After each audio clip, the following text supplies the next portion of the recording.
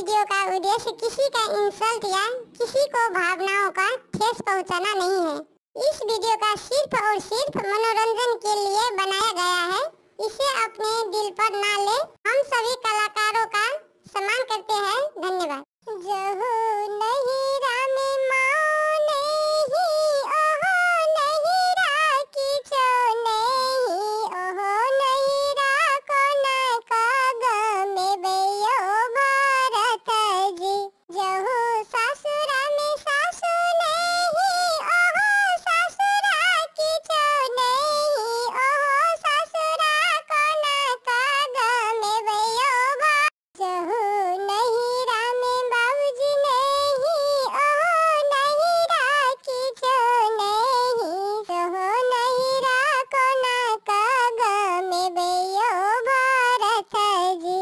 जहो सासुरा में सासु नहीं ओहो सासुरा की छो नहीं ओहो सासुरा को न कागमे बे जहो नहीं रामे भाइयों नहीं ओहो नहीं राखी छो नहीं ओहो नहीं राखो न कागमे बेयो गणेश जी।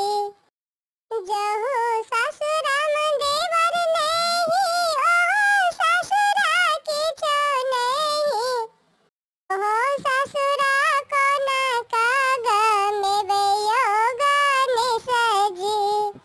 जहो नहीं रामे बहिन नहीं ओहो नहीं राखी छो नहीं जहो नहीं रामे बहिन नहीं ओहो नहीं राखी छो नहीं ओहो नहीं राखो न कागमे बेयो महादेव जी।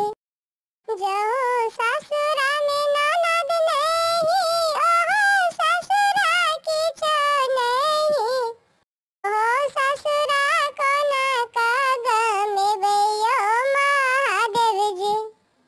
जहो नहीं रामे माँ नहीं ओहो नहीं राखी छो नहीं ओहो नहीं राखो न कागमे बेयो गणेश जी।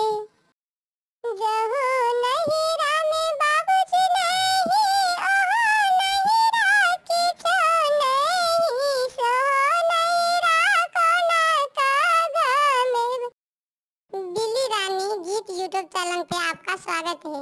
यहाँ पर आपको एनिमेशन वीडियो गीत मिलेगा। अगर आपको यह चैनल बिल्ली रानी गीत आपको पसंद है तो अपना कमेंट करें और साथ साथ चैनल को सब्सक्राइब जरूर करें। धन्यवाद।